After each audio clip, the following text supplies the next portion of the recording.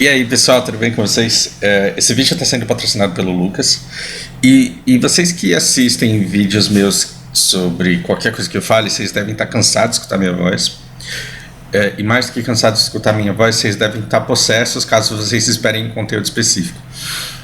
Né? Porque eu prometo falar de FIA, e depois eu prometo falar de capacitação, e aí depois o Monark fala uma bosta e eu fico uma semana falando do Monark.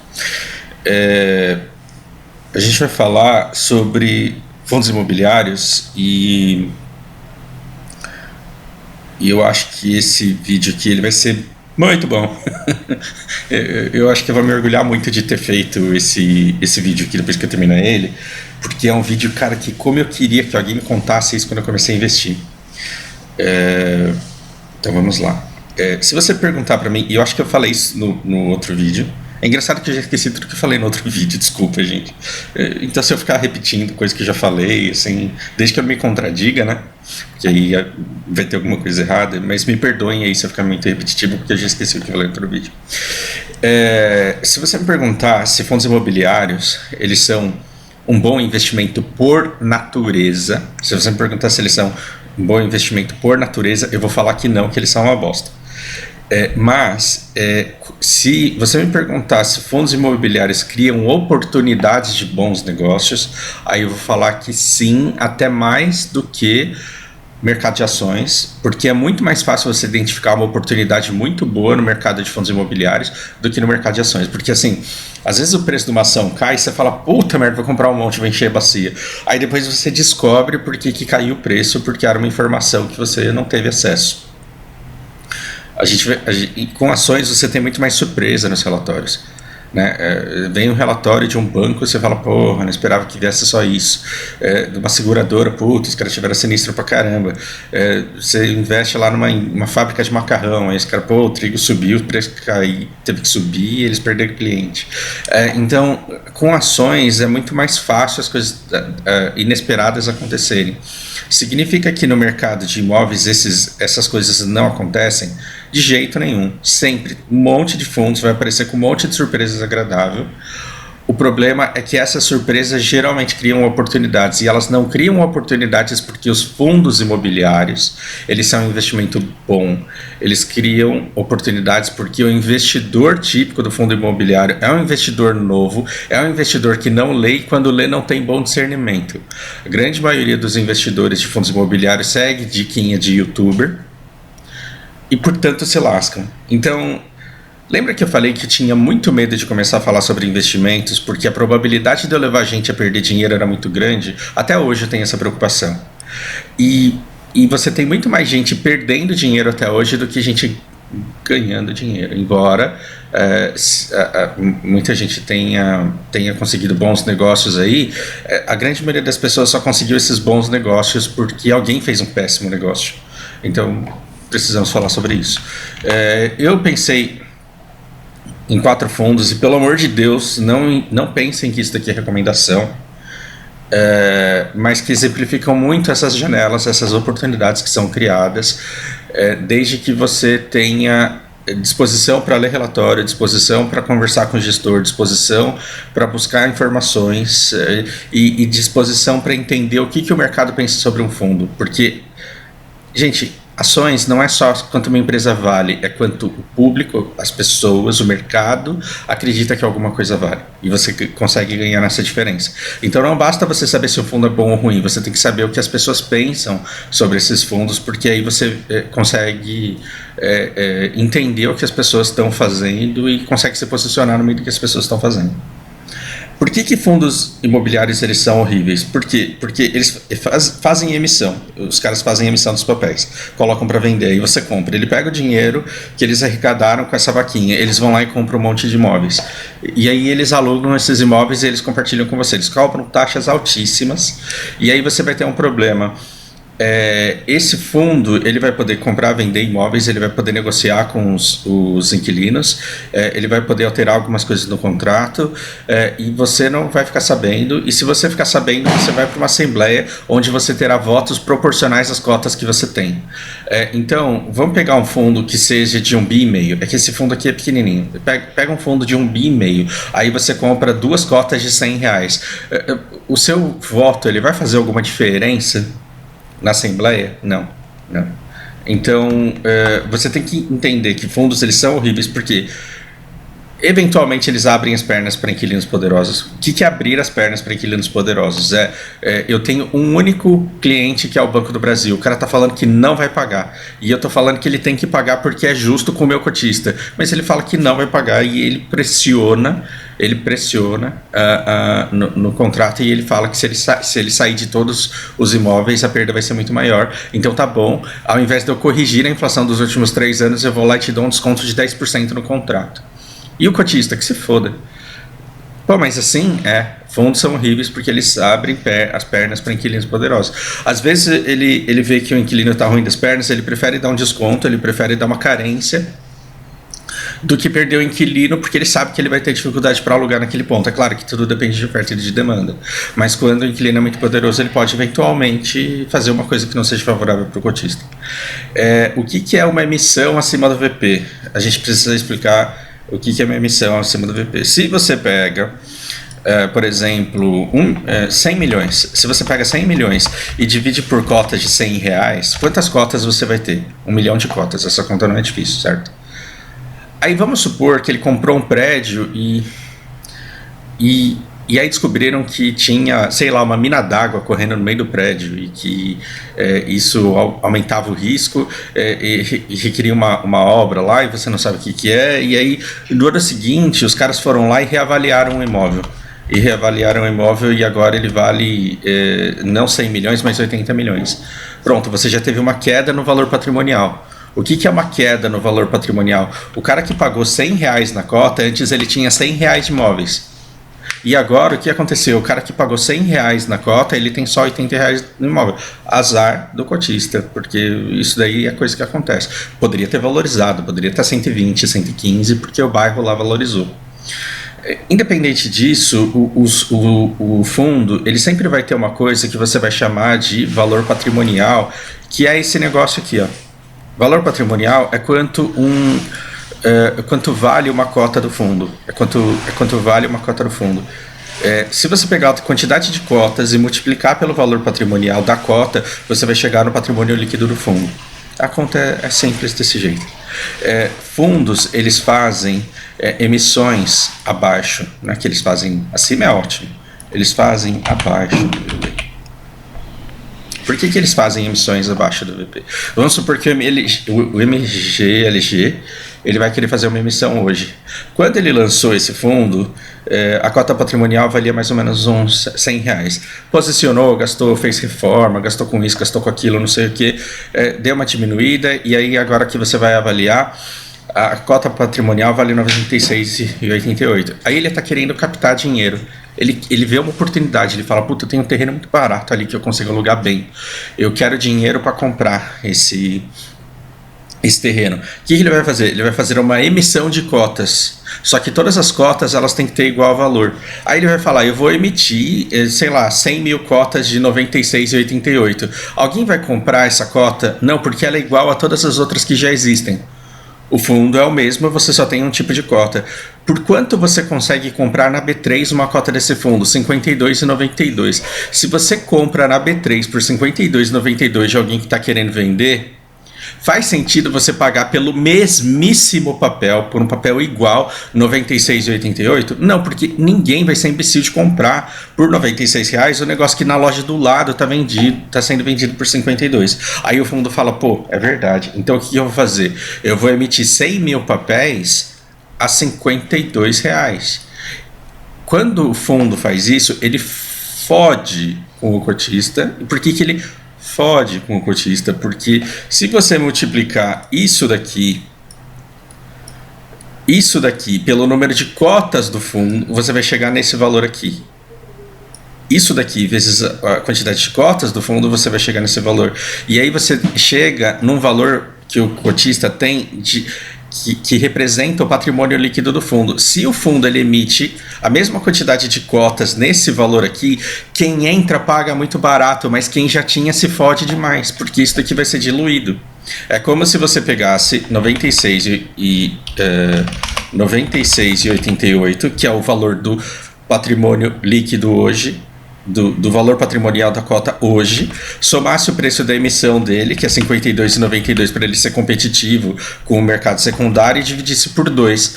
Então você dormiu, acordou, não fez nada? Não, tá errado essa conta, cara. Eu tenho que dar um igual primeiro. Jesus. Fausto de Humanas, 52,92. Certo? 149. Quando você dividir por 2... Imagina que os caras fizeram uma emissão e você não comprou porque você não ficou sabendo, ou porque você não tinha grana, ou porque você não quis. Você vai dormir com um papel que vale 96,88. Quando você acorda com um papel que vale 74,90. E já era isso. Já era isso. Aí você fala assim, porra, se quando esse papel valia 96, o mercado só estava querendo pagar 52... Imagina agora que esse papel ele vale só 74. Por quanto é que isso daqui vai ser vendido no mercado secundário? Então, existe um ranço no mercado de gestoras que fazem emissões abaixo do valor patrimonial. Por quê? Porque essas emissões só são boas para a gestora. Por que só são boas para a gestora? Porque sobe o patrimônio líquido do fundo. Quando sobe o patrimônio líquido do fundo, sobe a comissão que eles ganham, porque eles ganham a taxa de administração em cima do patrimônio total. Então, quanto maior o patrimônio, maior a comissão que eles vão receber. E o cotista, de repente, ele fala, pô, e até, às vezes até o dividendo cai, né? Porque, imagina, se o cara estava emitindo a 100 e agora ele está emitindo a 50, com a mesma quantidade de cotas, ele consegue comprar metade de terrenos. E se ele aluga 50% a mais de terreno, mas agora ele tem que dividir por 2, o cotista antigo ele vai ficar com 75% só dos aluguéis que ele recebia. Cai o rendimento do cotista também. Isso é uma merda. Estou dizendo que isso acontece em todos os fundos? Não. O MEGLG que eu peguei para exemplo, aqui ele fez isso? Não fez. Mas aí, justamente por não poder fazer isso, ele está com outro pepino muito pior na mão dele. Eu quero que você perceba, então, que ele não é um investimento completamente seguro. E se o fundo decide fazer uma emissão, ou decide comprar um imóvel e decide vender um outro imóvel, você não quer que ele emita, não quer que ele compre, não quer que ele vende, você vai lá, o cara fala assim, não, vamos chamar uma assembleia, então. Ou pior, ele fala para você, mas teve assembleia e foi aprovado. Né? Porque se você chama assembleia e você vai com 2 cotas lá, com 10, 20, 30, 50, 100 cotas, você é muito pequeno no fundo. E os caras não vão escutar a sua voz. E às vezes quem é o maior cotista do fundo é justamente o inquilino do fundo. É o Banco do Brasil, é a Rede Globo. E os caras eles vão votar de acordo com aquilo que é melhor para eles. Então, de certa forma, você tem que estar preparado para levar uns tombos e levar umas porradas sem saber de onde veio e ter que aceitar isso. Porém, tem vantagens. Existem vantagens. Bom, os fundos imobiliários, eles fazem dívidas e alavancam o negócio. Que é o caso do MGLG. Ele tem esses imóveis aqui, e aí ele viu 3 outros. Nossa, que grande oportunidade, vou lá e vou comprar. Comprei. Como que eu vou pagar? Eu vou fazer emissões. Só que na época que ele falou assim, eu vou fazer umas emissões, o que aconteceu com o mercado? O mercado desabou. E aí, de repente, ele viu o valor da cota dele caindo cada vez mais, e ele falou, agora não faz sentido fazer emissão, porque se eu fizer emissão, ou eu vou prejudicar o cotista, ou eu vou prejudicar o fundo. Aliás, eu vou prejudicar todo mundo. E agora, eu comprei e não tenho mais dinheiro, eu não posso fazer emissão, eu vou fazer dívida, eu vou emitir CRI. E esse fundo, ele está com 30 milhões para pagar, e ele não sabe de onde que ele vai tirar esse dinheiro, e está todo mundo inseguro em relação a isso. Porque talvez ele tenha que emitir títulos de dívida, talvez ele pague juros absurdos, que façam que essa compra não vale a pena, ou pior ainda, talvez ele tenha que cancelar a compra e aí ele tem que pagar 5% de multa no preço dos imóveis, que é uma coisa que ele não quer fazer e que o vendedor também não quer aceitar. E cara, 5% de 30 milhões não é uma coisa barata assim que o cotista vai ficar feliz de ver saindo do bolso dele. Que outras merdas fundos fazem? Fundos oscilam rendimentos e fazem negócios que deixam Bolsonaro putinho. Por exemplo, você tem um fundo que tem uma renda, de repente ele sobe, você não sabe por quê, porque você não lê relatório, aí sobe mais ainda, você fala, meu Deus, vou comprar um monte, aí você vende seu carro e compra um monte de título desse fundo imobiliário, por quê? Porque em setembro, vamos ver como que estava o preço em setembro. Onde está setembro? Aqui, ó. Em setembro, você conseguia comprar isso daqui por R$59 ou por R$57 e você estava recebendo 65 centavos. Meu Deus, eu vou ficar rica, porque 65 centavos dividido por R$59 é 1,1% de yield. Isso daí você, num fundo de tijolo, é um achado no deserto. E aí os caras falaram, puta merda, vou vender tudo que eu tenho, vou vender ações da Petrobras e vou comprar tudo desse fundo aqui porque ele paga muito bem. E aí, de repente, o que acontece? O que acontece é que ele despenca e aí ele começa a pagar 34 centavos. Aí você vai desesperado, falar, meu Deus, o que aconteceu? Aí quando você vai ver, o fundo comprou os terrenos da Rede Globo. Você vai olhar no relatório dele o que aconteceu, ele comprou lá as instalações da Rede Globo, esse terreno enorme aqui perto da Marginal. Você vê um contrato de 15 anos, mas que com um rendimento não tão atraente assim. Aí você fala, porra, eu tô me fudendo, eu tava recebendo, desculpa esse monte de palavrão, eu tô vivendo um personagem, tá? Isso aqui é um personagem. Ele fala assim, opa, aí, caba da peste, eu tava recebendo 65 centavos, 54 centavos, agora essa peste vai, ajuda comunista, compra a Rede Globo, ajuda os comunistas a invadir o país, e agora eu tô recebendo 34 centavos. Vai tomar no seu cu, eu vou vender essa merda, porque eu não quero, eu não defendo os caras que ajudam a Rede Globo. Bom, o cara que pensa desse jeito... Ele não faz ideia de como o fundo imobiliário funciona. Porque quando você compra uma cota, você compra de alguém que já tinha. Se você não compra na emissão, é só na emissão que você tem a oportunidade de comprar uma cota direto do fundo e dar dinheiro para o fundo, só na emissão. Fora isso, você vai no mercado secundário, você vai na B3, você vai comprar de alguma empresa ou de alguma pessoa física. Quando você compra dela, o fundo não ganha nada. Quando você vende para ela, o fundo não ganha nada. Então, quando você compra caro de alguém, esse cara que te vendeu, ele fica feliz. Quando você vende barato porque você tá putinho, você deixa o comprador feliz e você se lasca. Basicamente isso. E o fundo, ele nem ficou sabendo que você existe. O fundo, ele não tá magoado porque você ficou com ranço dele e vendeu barato. Basicamente, você se lascou. Aí você fala, então, Fausto, fundo imobiliário é horrível, né? Porque você só perde dinheiro com isso, você só se lasca, os caras fazem merda o tempo inteiro. Não. Fundos imobiliários são uma grande oportunidade. Por quê? Porque o mercado ele perde a mão do tamanho do impacto de uma coisa ruim. E essa é a parte mais valiosa do vídeo. Talvez eu até crie um marco aqui para dizer que as informações mais valiosas elas vêm a partir de agora.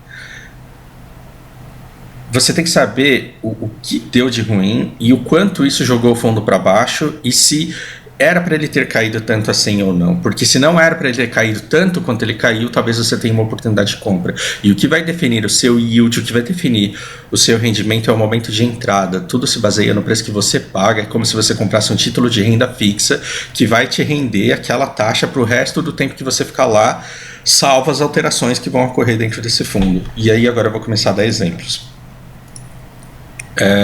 Banco do Brasil. Essa corretora aqui, ela tem conchavo com o próprio banco, porque ela foi iniciada pelo próprio banco, então o Banco do Brasil decidiu vender os terrenos das agências para esse fundo. Esse fundo ele pega os aluguéis e distribui entre os cotistas. O que aconteceu ao longo de muitos anos? Você vê que esse fundo aqui ele foi fundado em 2012, nossa economia estava ruim. Aqui a Dilma fazendo aquele monte de merda, e todo mundo olhando para a economia, Petrobras caindo, tudo se diluindo, uma crise desgraçada acontecendo, e aí o mercado falou assim, eu vou para alguma coisa que seguro, pelo menos o Banco do Brasil não vai falir, ele vai continuar pagando aluguel. Isso daqui sofreu uma valorização exorbitante, e é engraçado que o preço, o que é o preço, o P por VP, isso daqui é o preço por valor patrimonial. Vamos ver o valor patrimonial do fundo? O valor patrimonial do fundo nesses anos aqui, ó, Não, isso aqui é dividend yield, pô. Valor patrimonial. Quando você olha aqui, em 2016, 2017, 2018, o valor patrimonial ele tá uma constante aqui. Mas, ó, no ponto máximo dele em 2018, ele estava valendo 102. Uma cota equivalia a R$ 102 de terreno e construção. Mas em 2018 as pessoas estavam aceitando pagar R$ 148 nele. Porque de tão seguro que ele parecia ser. Mas a empolgação do mercado para cima é irracional e para baixo é irracional. Quando chegou aqui em 147, 149, os caras olharam pro outro e falaram assim, porra, a gente é burro, né? Por quê? Porque não dá esse retorno todo que a gente está esperando. E é que a economia do Brasil está se estabilizando, as coisas estão melhorando, as projeções são boas e esse fundo aqui ele não é mais o mesmo Porto Seguro que ele já foi um dia. Por quê? Por que Nubank? Por que Banco Inter? Por que Banco C6? E talvez o futuro das agências ele seja meio nebuloso. Mas depois veio uma empolgação no mercado, de novo, taxa de juros caindo, aquela empolgação pré-pandemia, e aí na pandemia cai de novo, mas aí todo mundo pensa, porra, não, agora que a gente tem que procurar terreno seguro, e esses terrenos aqui, eles são seguros, volta. E aí o que acontece? Aqui o Banco do Brasil, ele decide botar pressão.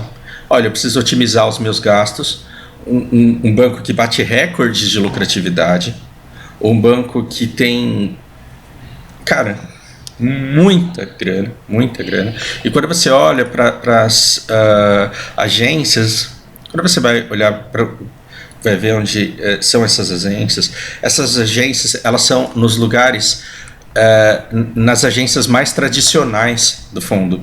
Quando você bate o olho nisso daqui, é aquela primeira agência do Banco do Brasil, naquela cidadezinha pequena. A cidade tinha rodoviária, ela tinha o Paço Municipal, ela tinha o Correio e do lado tinha essa agência do Banco do Brasil que é emblemática. Aí dali a cidade foi crescendo e começaram a abrir agências menores nos bairros. Essas agências dos bairros, elas estão fechando, mas aquela do Paço Municipal, aquela perto da rodoviária, aquela do lado da prefeitura, aquela na contra-esquina da prefeitura, do parque municipal, aquela agência é emblemática, e o dia que fechar você vai ter um impacto na imagem do próprio banco, porque aqueles velhinhos eles vão falar, pô, meu banco tá falindo. São agências que serão as últimas das últimas a serem fechadas. Não é uma coisa que o banco precisa fechar para economizar uma grana para não falir, mas ao invés de corrigir os aluguéis com uma inflação reprimida de 2, 3 anos aí, o que eles fizeram? Só renova o contrato se você baixar aluguel. Eu quero 10% de desconto nos aluguéis ou então eu caio fora. Quando eles disseram isso, o rendimento, o yield, ele caiu de 1,8, 1,9, 1,10 para 87, para 90 centavos. O que o povo cotista desse fundo fez, e com razão ficou possesso? Por quê? Porque esse fundo é horrível. Por quê? Porque abre as pernas para inquilino poderoso. Mas o que você tem que entender? Que quando você pega esse yield aqui de 90 centavos e divide, quando você pega esse yield de 90 centavos e divide pelo valor patrimonial dele, que é R$ 95,82, e caiu com as avaliações, e caiu por conta de pandemia, e caiu por conta de perspectiva futura de agências bancárias, não caiu porque a cidade foi desvalorizada. Cara, pensa na primeira agência da sua cidade do Banco do Brasil, onde ela está localizada e o tamanho dela. Se o Banco do Brasil fale, esse ponto é bom para você, você pode abrir um shopping, você pode abrir um supermercado, você pode abrir um centro comercial, você pode fazer uma laje comercial, você pode fazer um prédio, quiçá residencial. Os terrenos, eles são bons, eles são amplos, eles são em lugares centrais das cidades. Então dá para fazer alguma coisa, dá para você ficar tranquilo, dá para você se aposentar com isso, talvez dê. Ao custo de você ter que fazer uma reforma que talvez te custe caro e que talvez te deixe sem rendimento por alguns meses, você tem um potencial muito grande de estabilidade no futuro por conta do valor da terra. E ainda assim você está tendo um retorno superior ao do mercado imobiliário, porque o mercado imobiliário no mundo real ele paga 0,5% de yield. Não paga quase 1% como esse. Mas aí olha o que aconteceu com esse preço na época que estava dando a treta toda lá. Esse fundo, ele chegou a bater Esse fundo ele chegou a bater R$ 84, que foi o preço que eu paguei. Então, quando chegou nesse ponto aqui, as pessoas estavam fazendo musiquinha de ataque ao fundo, chamando os donos de escroto, dizendo que o fundo não prestava, e assim, a conclusão era, de raiva também vou vender tudo, e obrigado a quem vendeu, porque eu paguei por esses papéis aqui R$ 84. Hoje ele deu uma recuperada, ele chegou a 90, mas para o resto da vida, ou para o resto do tempo que eu for cotista, eu não estou pensando na diferença dos R$ 84 para o 90 que ele bateu hoje. Eu estou pensando que permanentemente eu vou dividir esse yield de 89 centavos, que foi o último, por R$ 84, que foi o que eu paguei. Então é como se eu tivesse uma renda fixa que me dá 1% de lucro ao longo do tempo, só que com uma vantagem. O principal, ele não sofre, ele não é corroído pela inflação. Porque R$ 100 hoje, rendendo R$ 1 por mês, daqui 10 anos, serão R$ 100 se você pegar todo esse aluguel, né, todo esse rendimento. O seu principal não sobrevive à inflação. Por quê? Porque os preços estão subindo. Agora aqui, eu estou tendo 1% de yield durante todo o tempo que eu tiver esse fundo, e daqui 30 anos eu vou ter essas agências. E essas agências terão seus preços corrigidos. E aí o valor patrimonial ele será corrigido pela inflação e ele será corrigido pelo valor da demanda que aquele terreno tiver naquele momento. Talvez o Banco do Brasil saia e talvez entre o Nubank lá. Ou não, ou entre alguma outra coisa. O futuro do mercado imobiliário nós não sabemos, mas é melhor você ter algo para pensar e decidir o que você vai fazer do que não ter nada porque você achou que não era um bom negócio. Perceba um outro caso clássico. Estou falando para você comprar esse negócio aqui? Não estou falando para você comprar esse negócio aqui. É interessante desse preço que tem hoje. O futuro desse fundo é bom. Cara, vai estudar, baixa o relatório, vai tentar entender e veja que você continua na mão de uma gestão que abre as pernas para o inquilino. Então você não sabe qual que é o futuro desse fundo e você está assumindo aqui um risco. É que eu acho que esse risco é melhor do que deixar o meu dinheiro no CDI para amanhã o Copom ir lá e baixar a taxa de juros para 2% de novo, igual ela já fez para eu perder para a inflação. Eu não gosto de ficar na mão do cenário. Eu gosto de ter alguma coisa que me dê uma sensação de controle. E sendo dono de terrenos ou de ações de empresa, eu me sinto mais no controle do que tendo simplesmente dinheiro. Porque o dinheiro ele pode simplesmente derreter. Perceba, quem tinha um pedaço desse fundo aqui há 2 anos... Quem tinha um pedaço desse fundo há 2 anos, tinha pedaços de terrenos. Há 4 anos. Quem tinha esse fundo aqui há 4 anos tinha pedaços de terrenos e de prédios proporcionais que estão pagando aluguel. Esse cara que dormiu durante todo esse tempo, ele teve o aluguel durante todo esse tempo e agora ele tem os mesmos pedaços de terrenos e de prédios para ele receber aluguéis daqui para frente. O cara que tinha R$ 20 aqui, porque ele comprava 1 quilo de carne, ele deixou investido no CDI e agora possivelmente ele tem R$ 25 aqui. E ele compra com R$ 25 1 quilo de carne hoje? Não a mesma carne que ele comprava com R$ 20 aqui 4 anos atrás. Então, quando você pensar na proteção da inflação e na desvalorização do dinheiro, mais vale você ter um ativo gerador de caixa, mais vale você ter um ativo gerador de fluxo de caixa, mais vale você ter um pedaço da Alpargatas que faz Havaiana, mais vale você ter um pedaço da Ambev que faz cerveja, mais vale você ter um pedaço de um laboratório que faz aspirina do que você ter reais que deflacionam. Então vou comprar criptomoeda. Pense, qual é o fluxo de caixa da criptomoeda? A Alpargata faz Havaiana, a Ambev faz cerveja, a farmacêutica faz aspirina, esses prédios aqui fazem aluguel, porque as agências estão lá pagando aluguel, então elas fazem aluguel, e a criptomoeda faz o quê? A criptomoeda procura alguém que seja otário ao ponto de comprar mais caro de você, porque ela acha que vai vender mais caro ainda para um cara mais otário ainda. Então, mas a criptomoeda valorizou muito mais do que o fundo do Nagai. Olha, a criptomoeda ela valoriza num preço imaginário porque ela ainda encontra pessoas dispostas a pagar. A Ambev, ela cresceu porque ela comprou novas fábricas, ela fez aquisições, ela aprimorou processos, e foi por isso, só pelo fato dela conseguir fazer mais cerveja com menos dinheiro e vender mais caro, que ela valorizou um pouquinho. Esse um pouquinho é 10, 20% em 3, 4 anos. E esse é o crescimento real, porque a Ambev ela deixou de ser uma empresa menor e passou a ser uma empresa maior. A criptomoeda não. A criptomoeda ela vale o que o último cara está disposto a pagar, então tome muito cuidado. Lembra que eu falei que uma das coisas mais nojentas que os fundos fazem é a emissão abaixo do VP?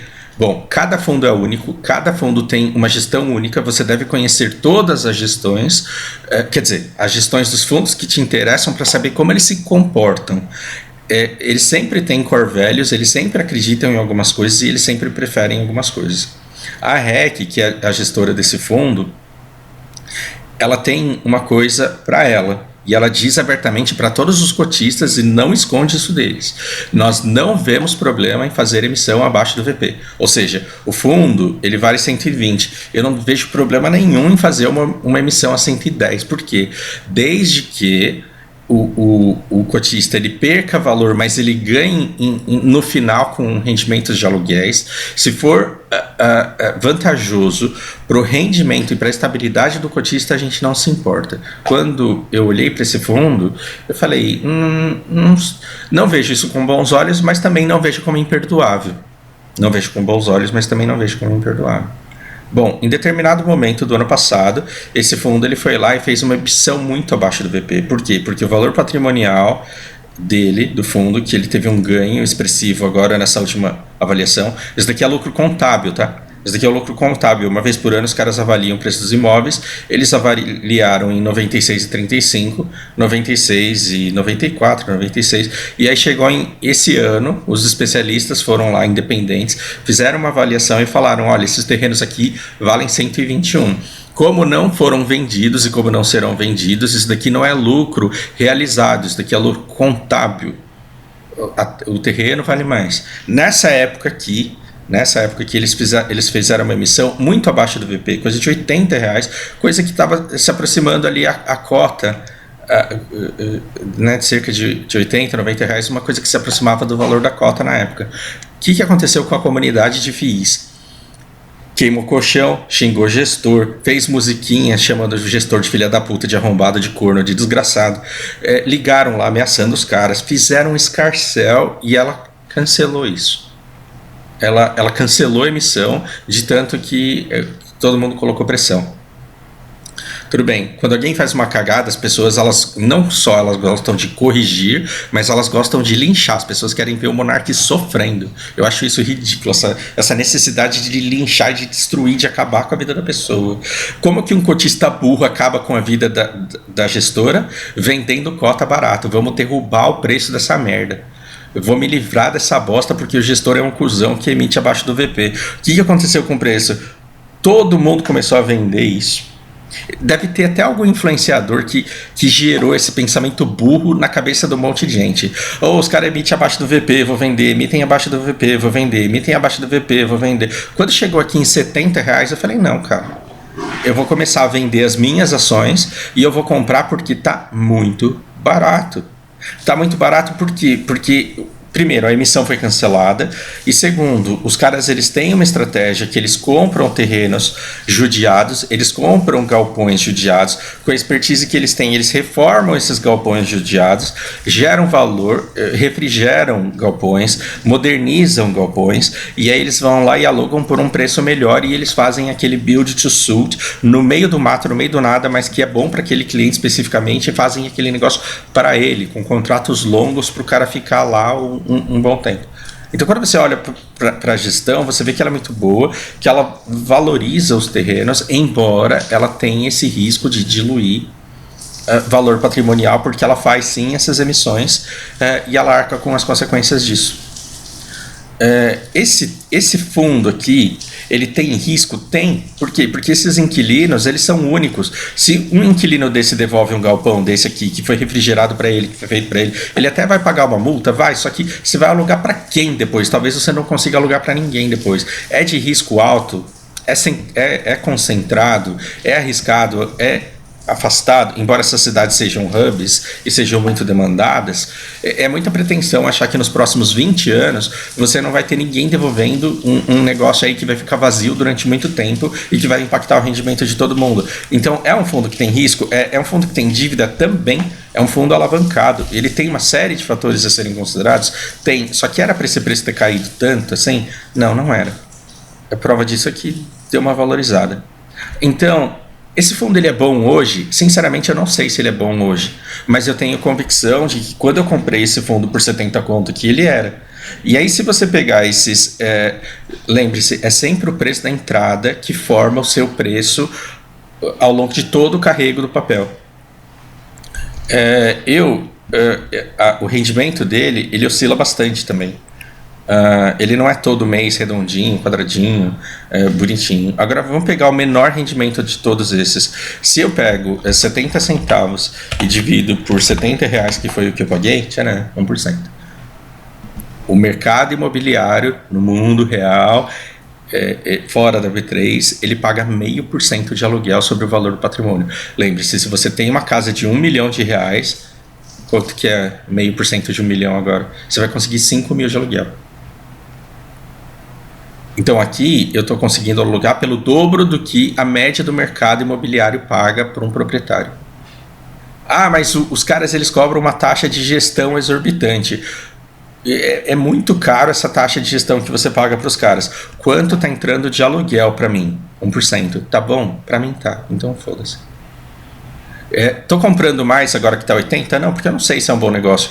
Porque eu tô com tanta coisa interessante, eu tô olhando para tanta coisa interessante que eu não quero aumentar a minha exposição a esse fundo, eu não quero ter uma posição muito relevante dentro da minha carteira desse fundo, e eu não quero ter que ficar estudando para ver se esse risco vale a pena ou não. Eu quero dormir tranquilo, sabendo que eu paguei 70 conto nele e que ele tá pagando o que tá pagando, eu tô dormindo tranquilo.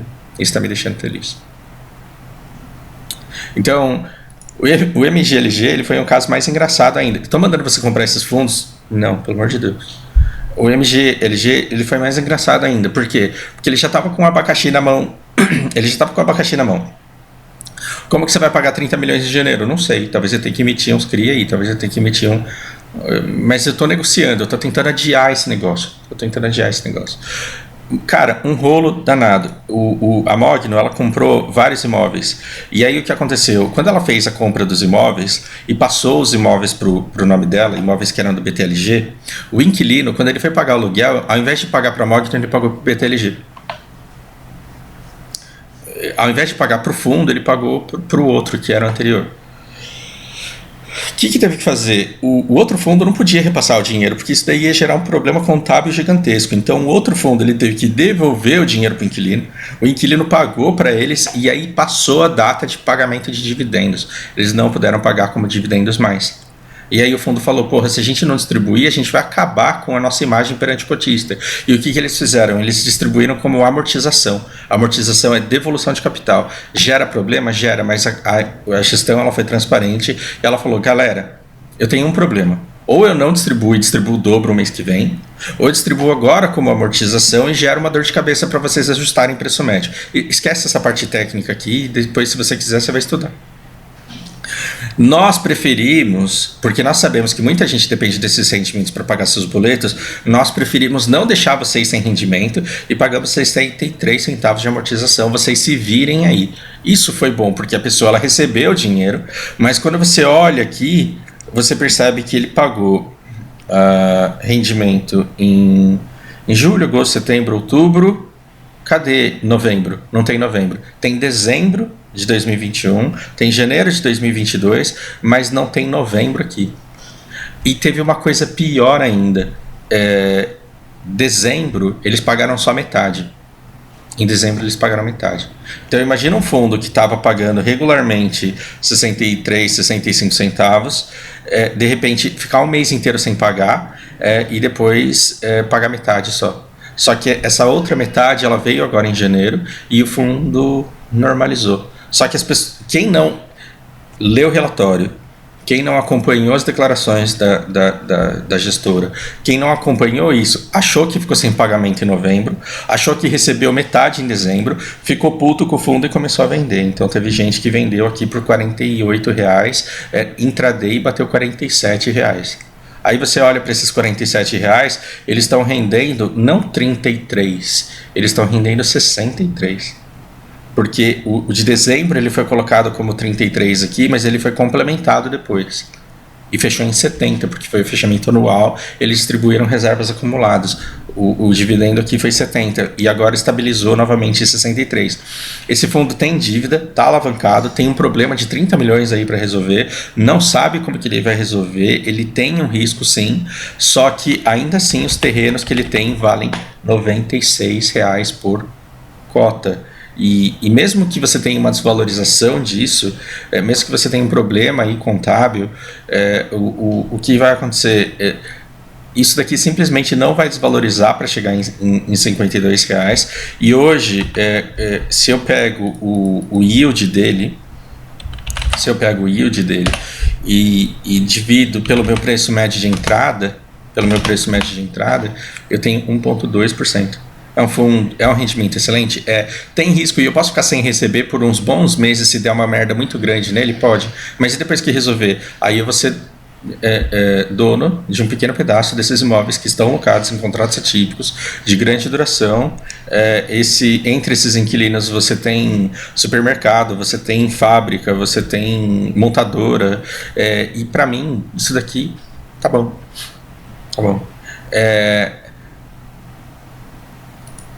Continuo comprando esse negócio aqui? Não, porque eu comprei demais e eu não quero aumentar minha exposição.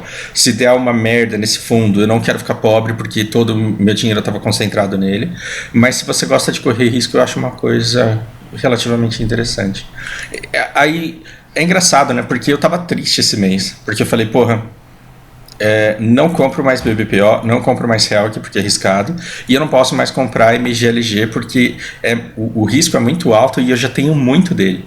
Eu não posso ficar me expondo. Eu preciso encontrar alguma coisa que eu possa comprar. E eu ficava olhando pro mercado e não encontrava nada que se comparasse a isso daqui. Eu falava, meu Deus, o que eu vou fazer? E aí caiu no meu colo essa treta do Vino. Qual foi a treta do Vino? As pessoas não leem relatório. O Vino, ele pega uns prédios velhos, aluga, deixa bonitinho, aluga abaixo do preço de mercado para ter contratos longos, estáveis, com clientes e inquilinos confiáveis, felizes por estarem pagando o aluguel que estão. E eles dizem também que eles também querem gerar valor com trade, ou seja, eles querem comprar terrenos, vender e beneficiar o fundo com o ganho dessa venda.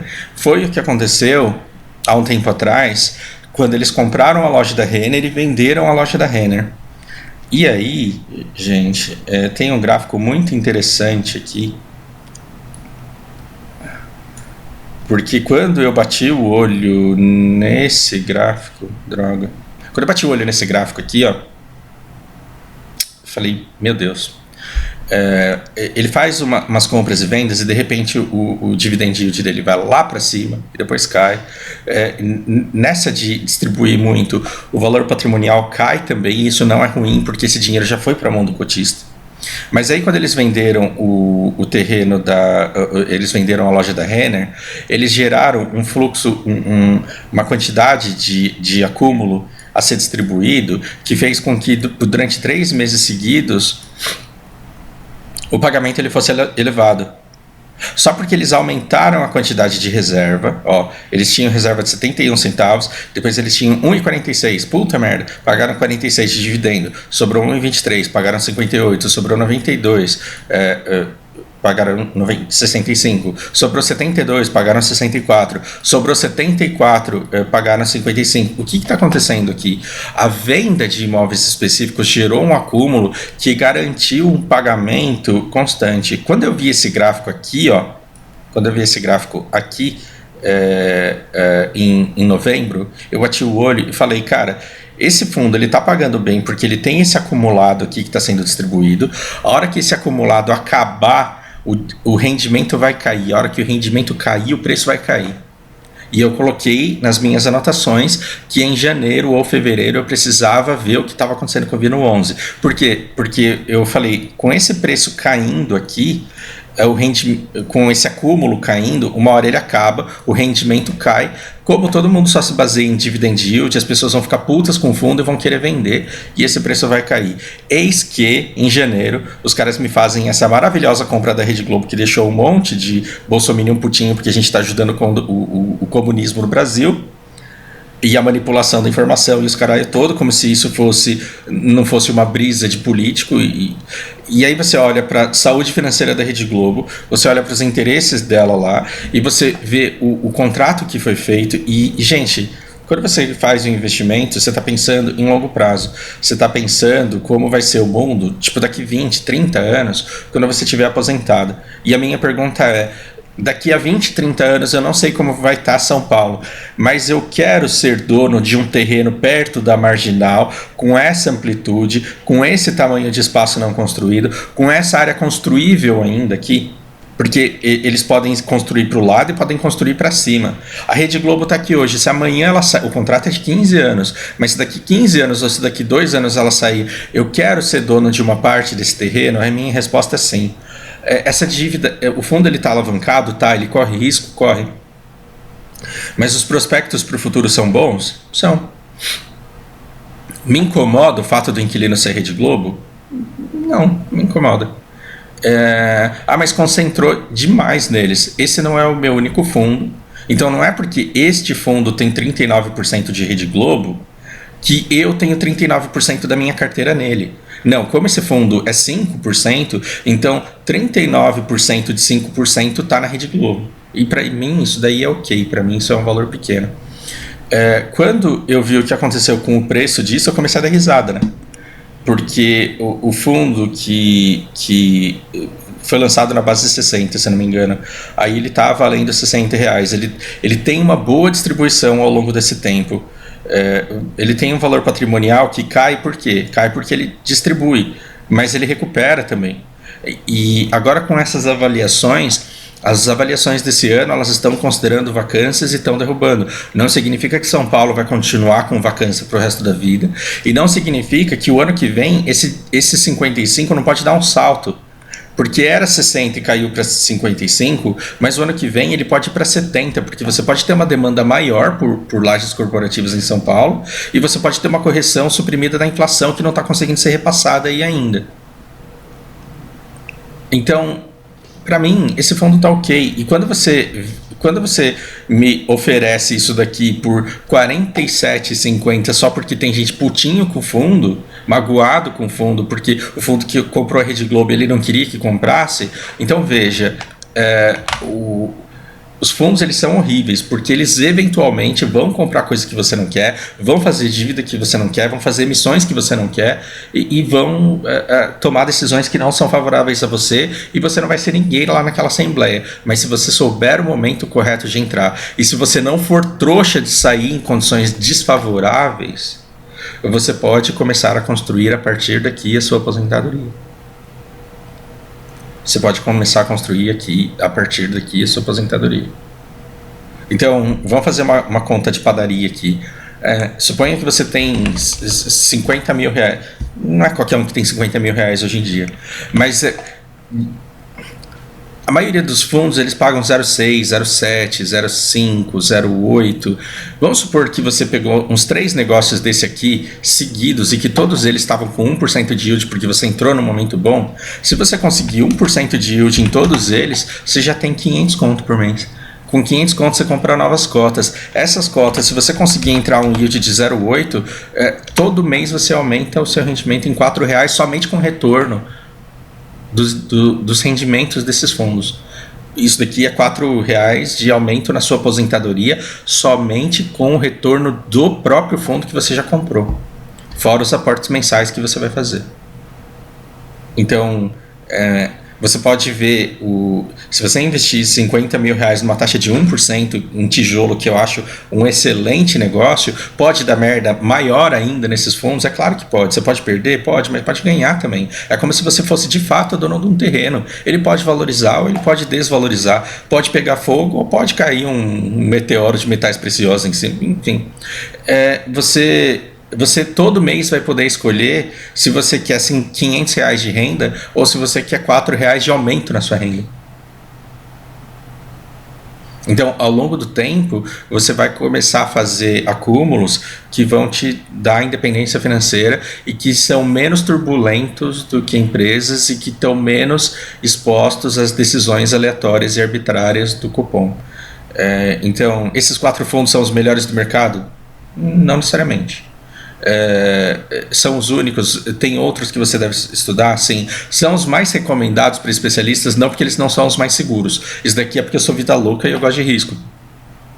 Tem fundo bom, com rendimento bom para quem é extremamente conservador e cauteloso em seus investimentos, tem. Então, como que você vai saber deles? Estudando, buscando se informar, pesquisando. A internet está cheia de material para isso. Cabe a você ir lá e descobrir e buscar conhecimento de várias fontes, conversar com os RIs, ler os relatórios, e a partir do momento que você confia o suficiente no negócio que está sendo feito, confia na gestora, abraça, porque, cara, se você tiver dinheiro no CDI, rendendo com liquidez diária, todos os dias você vai olhar, não digo todos os dias, mas de tempos em tempos você vai olhar para esse saldo, e esse saldo ele vai ser abstrato. Por quê? Porque com R$ 200.000 dá para você ir para Paris, com R$ 200.000 dá para você comprar um carro, com R$ 200.000 dá para você fazer uma viagem, com R$ 200.000 dá para você conhecer aquela pessoa e querer fazer loucuras com ela. Com 5.000 cotas, você olha e fala assim, porra, vou vender para trocar de carro? Vou abrir mão da minha renda para comprar um mouse? Vou abrir mão da minha renda para pagar R$ 250 no jogo que eu vou jogar 2 horas? Deixa aí. E aí você vai conseguindo estabilidade, segurança, independência. Vale muito a pena. Espero que seja útil. Não entendo isso como recomendações de compra, porque não é. Mas estudem esse tipo de fundo e parem de seguir call de youtuber. Pelo amor de Deus, não segue minha call não, cara, não seja burro.